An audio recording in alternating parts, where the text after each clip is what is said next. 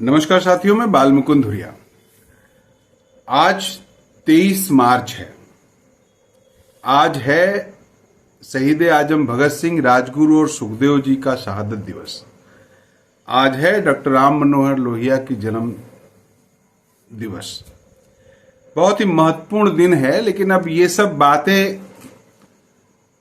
केवल टोकनिज्म का शिकार हैं। हम राजगुरु सुखदेव और भगत सिंह जी को याद करते हैं, लेकिन उनके ड्रीम, उनके सपने, उनके संघर्ष और उनके महाबलिदान को रिकॉग्नाइज नहीं कर पा रहे हैं।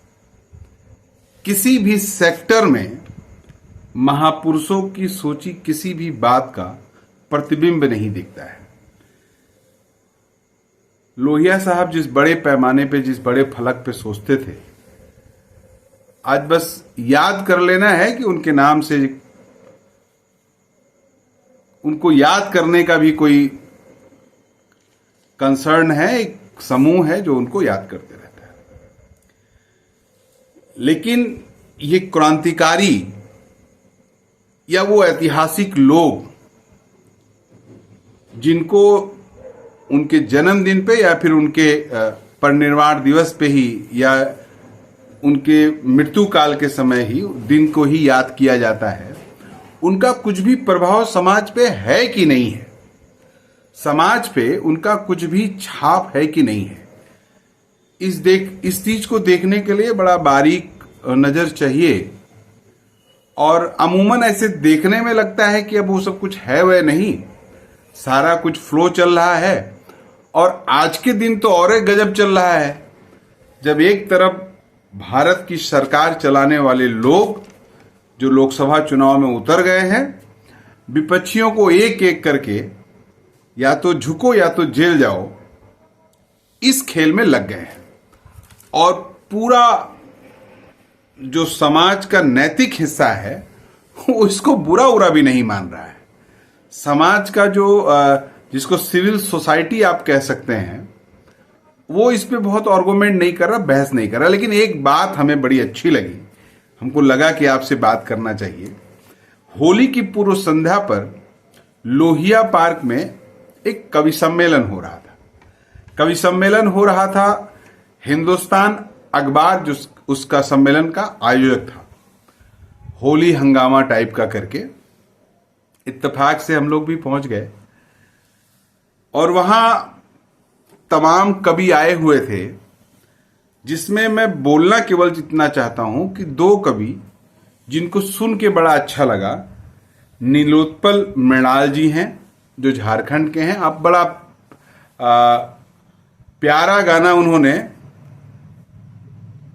रोजगार के बारे में कौन बताएगा, ये उन्होंने गाया था। या एक उनका गाना मैंने यूट्यूब पे सुना था, सिकंदर थे तब जब हम लोग पढ़ते थे, पान चबा के बैठ के चौराहे पे पूरा दुनिया बतियाते थे।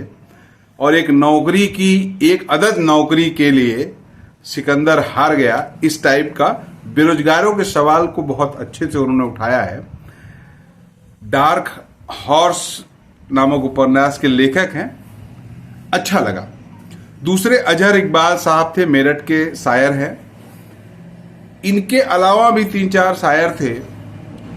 तो अब लखनऊ में आयोजन हो रहा है योगी जी की छत्र छाया पे, और ऊपर से हिंदुस्तान अखबार आयोजित करा रहा है। तो किसी शायर वैर की ये हिम्मत नहीं होगी कि उत्तर प्रदेश के सरकार के खिलाफ भी कुछ बोल दे या उन चीजों को बोले जो इनको अच्छा नहीं लगता है। एक कोई श्रीवास्तव थे, कवि थे, वो आए और पूरा धुन दनादन भारत माता की जय और पाकिस्तान की ऐसी की तैसी ये सब सुनाने लगे। भीड़ करीब रही होगी 200-400 लोग, जो कि वो लोहिया पार्क में जो सामने की तरफ नाट्यशाला या मंच बना हुआ है, वहीं पर कार्यक्रम था। तो लोग तो उत्साहित हुए, वाह किए। लेकिन उन कवि महोदय को सुनते हुए हमको बार बार ये लग रहा था कि ये कवि बटरिंग बहुत कर रहा है, और ये चूंकि लखनऊ में ये कार्यक्रम हो रहा है इसलिए इतनी बटरिंग कर रहा है। तो करते करते और पाकिस्तान की लानत मलानत करने लगे, और जितने उनकी फोर्स है उतने हमारे यहाँ पर यूजर्स हैं, और जितना उनका बजट है उतना हमारे यहाँ रिचार्ज करवा देते हैं नौजवान, ये सब अपना बोले और पाकिस्तान का लालच मलालत किए। लेकिन चाइना पे जब बोलने की बात आई तो मोमोज और चाउमीन से आगे नहीं बोल पाए। मुझको पता नहीं क्यों बार बार लग रहा था कि ये कभी सरकार का प्रवक्ता है, और सरकार जितना सोच और बोल पाती है, पाकिस्तान पे गुर्राती है और चाइना पे मिमियाती है, वही काम ये आदमी कर रहा है। खैर, उसके बाद दो एक कवि और आए। फिर जब नीलोत्पल मृणाल जी आए और अपना शुरू किया, उन्होंने शुरू ही यहां से किया कि हम दरबारी नहीं हैं और लिखते हैं, हमारा महलों के उसमें नहीं लिखते हैं। नौजवानों ने लेकिन खूब जबरदस्त प्रेशर बनाया कि नीलोत्पल जी आप वो सिकंदर वाला सुनाइए, पेपर लीक वाला सुनाइए। और नौजवानों के पेपर पे उस कवि के चेहरे पे अंतर द्वंद्व जो दिखा कि इस कविता को सुनाने के पहले 5 बार कवि ने बोला होगा कि हम लोग किसी से प्रभाव में नहीं रहते हैं और जो जनता की बात है वो कहते हैं। ये कहते हुए उन्होंने इस कविता को सुनाया और सिकंदर, फिर नौजवानों की टोली वाह वाह करने लगी। इसमें ये दिखा कि नौजवान चाहे जितना फेसबुक से ज्ञान अर्जित कर रहा हो, जितना बीजेपी के सेट आईटी सेल के लोगों की गिरफ्त में हो, लेकिन अपना दर्द वो सुनना चाहता है। रोजगार के सवाल पे कोई कॉम्प्रोमाइज नौजवान नहीं करना चाहता है, और नौजवान ये मान रहा है कि इस सरकार ने उस सिकंदर को हारा हुआ सिकंदर बना दिया है। जिस नौजवान के जेब में रुपया नहीं है उससे पूछो कि सरकार कैसी चल रही है। जिस नौजवान के जेब में पैसा नहीं है उससे पूछो कि क्या हाल है तुम्हारा। दर्द निकल के आ जाएगा। वो जलालत, वो तिरस्कार, वो अपमान जो वो झेल रहा है, इसको वही महसूस करता है। और ये बात वहां पर दिखी, बड़ा अच्छा लगा। उसके बाद मैं 2 चीज ताड़ रहा था। मैं एक तो नीलोत्पल जी की कविता का तारतम्य देख रहा था, और पीछे मंच पे बैठे हुए उन कवियों को देख रहा था जो पाकिस्तान की लालत मलालत कर रहे हैं, हिंदुस्तान के समस्या पे एक शब्द नहीं बोल रहे हैं। उनको ताक रहा था कि उनका चेहरा इन बेरोजगार नौजवानों की खुशी, ठट्ठा और अट्टहास पे कैसे देख रहा है, जो कह रहे थे 15 लाख तो तबे मिल गया जब राम मंदिर का निर्माण हो गया, 15 लाख तो तबे मिल गया जब 370 हट गया। खैर, उसके बाद ये सब, लेकिन मंच पे बैठे अजहर इकबाल साहब भी सुन रहे थे। अब कितना बड़ा दिल होता है इनका कि बार बार एक कवि जब हिंदुस्तान और पाकिस्तान की बात कर रहा हो तो घूम घूम के अजहर साहब को देखता है और उनसे भी दाद चाहता है। बड़ा दिल होता होगा।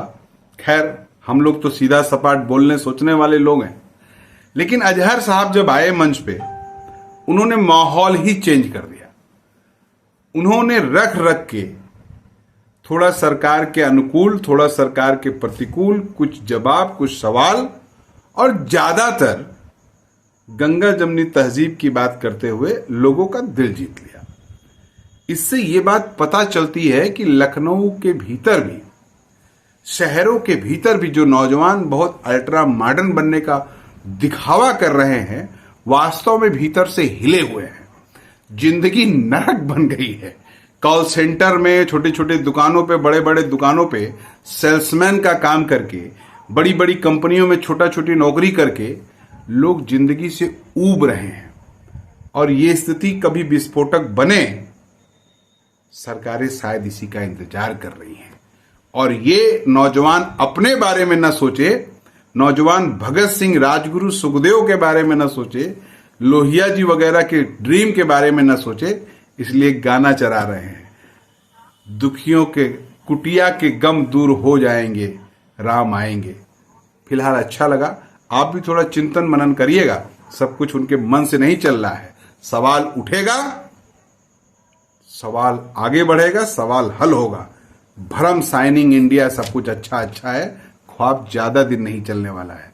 थोड़ा सा इंतजार और अपना दिमाग लगा के पहल करिए, चीजें बदलेंगी। नमस्कार।